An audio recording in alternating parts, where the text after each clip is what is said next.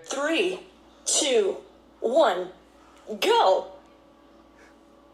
And we're clear. I knew he was going to do that. How did I know that?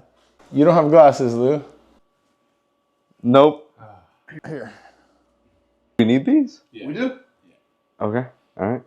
Okay. Welcome to the 24.2 show. Team Soul Intramural Open Update Show number 2. Welcome back, everybody. 24.2. 20 minutes. 20 minutes. 20 minutes in heaven, it's called.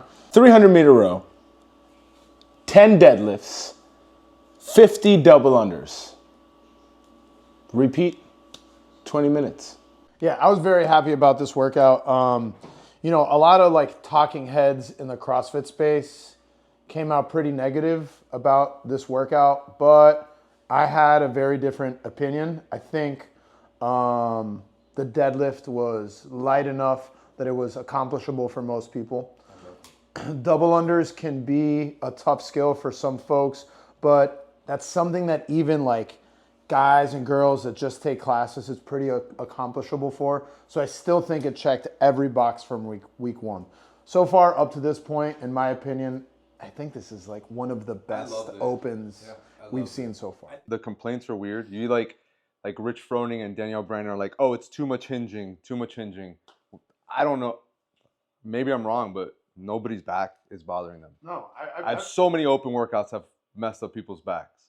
Historically, I have a very injured back, and that's something I've struggled with my whole career, and I've been able to survive both of these workouts. Yeah. So I think like if I can survive that, now, with that said, I'm not pushing to finish the first workout in 6 minutes, and I'm also not shooting for 11 rounds on this workout. No, but I think they were smart in like keeping the row shorter and the deadlifts lighter. Which it's weird because like the complaints are like it's too much hinging, and then other competitors are like it's too light, and so you want it heavy, which would make the hinging harder.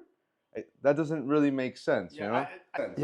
I think those folks are they're looking for something that does not exist anymore. The shape of the open has permanently changed, and it's just different. It's not meant or needed for the elite athlete. They don't need to come out and win the open anymore. And those folks that are still hyper focused on that it's changed, are going to continue complaining about it until they understand the space of the open has changed tremendously.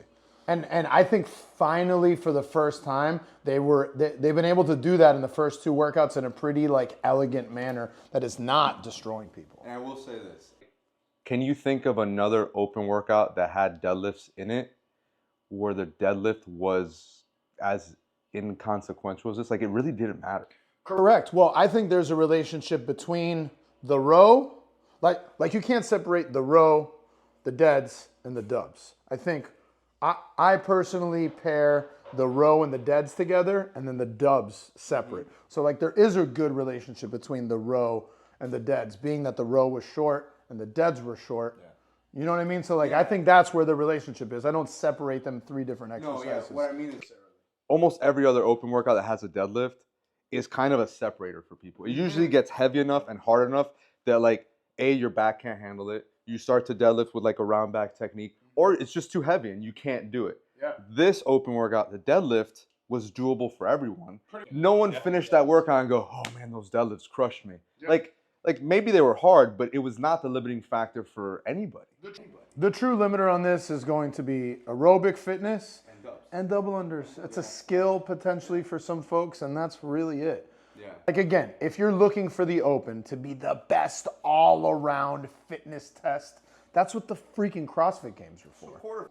So quarterfinals is for. Yes. The open is not intended to be like that. It really never was. And it's definitely not now, and they're doubling down on that, and I think that's the perfect way. So from like an affiliate standpoint, I think it's very well done. I'm really happy with it. They were able to do a 20-minute workout without taping floors, without making it complicated. The judging was easy. Super happy with the whole thing so far. Yeah. What do you think's next? Thrusters and pull-ups. Some Fran-like variation. We put out what we thought could potentially be the workout, some variation of like thrusters and a bunch of pulling gymnastics ascending throughout the rounds. But it could very well just be a repeat. Potentially repeat. You have thrusters, wall balls, box jumps. You haven't done any of those three. All kind of squat patterns. You know, some combo of those. Maybe it's a thruster. Maybe it's a thruster and a wall ball. Yeah. Maybe it's one with a box jump. Some sort of gymnastic. That would be my guess. Yep, same. Now let's get into the best times at the gym and some updates on the intramural. So for RX, best score, Nate Scola with 910 reps. Oh, yeah. It's pretty big. 910. 10 reps. 10 rounds. Almost 11, right? Yeah, into the round of 11. And Steph Spitz with 833. It's really cool because that's two folks that primarily train at different gyms. We have Nate that holds down in Miami and Steph in FTL. He did that at Training Hall midday, and She did Friday Night Lights. And Nate even came back and did it in costume to get the Eagles some points. Judged a whole bunch of people, helped out a lot. Both really good scores. Yeah. Like you said, dubs. They're both efficient at dubs. Both really strong on the rower. For scaled, Manny in a cow outfit. A week or two after running a marathon? Yeah. Pretty sick. Pretty sick, Manny. Good job. 750. And Paulette. Good job, baby. 800. Our very own Paulette Good job, with baby. 811 reps. The overwhelming standout was the plank off with Maria and Vera. Who held the plank longest? 9 minutes That's awesome. for Maria.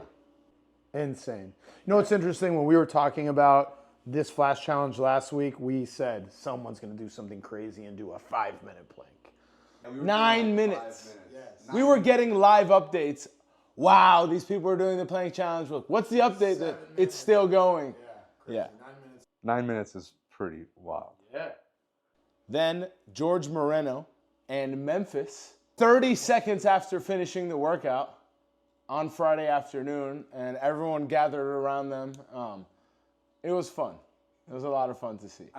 I think the challenges were a lot of fun this week. Not as many bike challenges. People are scared of the bike. It hurts. It hurts. They know. There was Brandon versus Mikey for the best hair planker of Seoul. Who won? Mikey. Yeah. Now Brandon has to cut his hair. Teams of the week. The Wolves. To whom it may concern, the Wolves with 170 points are the winning team of the week. Whose team is the Wolves? Cat? Cat Lamar. Cat Lamar. A lot of costumes in Fort Lauderdale. Humberto's team. It's Humberto's team. The Wolves are Humberto's team. The Wolves are Humberto's team. Wolves are Humberto's team. Whose team is the Wolves? Humberto? Yes. Okay. And what cat? And overall standings are in fourth place, the Eagles with 197 points. Hey, fourth. Right? The Panthers in third place with 240 points. They got the Wakanda shirts. There's little Panthers all over the gym. All over. You know? The Wolves, Kat took her team out for pickleball and a little picnic kind of deal. That was fun. They have their flag hanging at Fort Lauderdale. Everyone's showing up in Wolves shirts as well. They have 248 points for their team.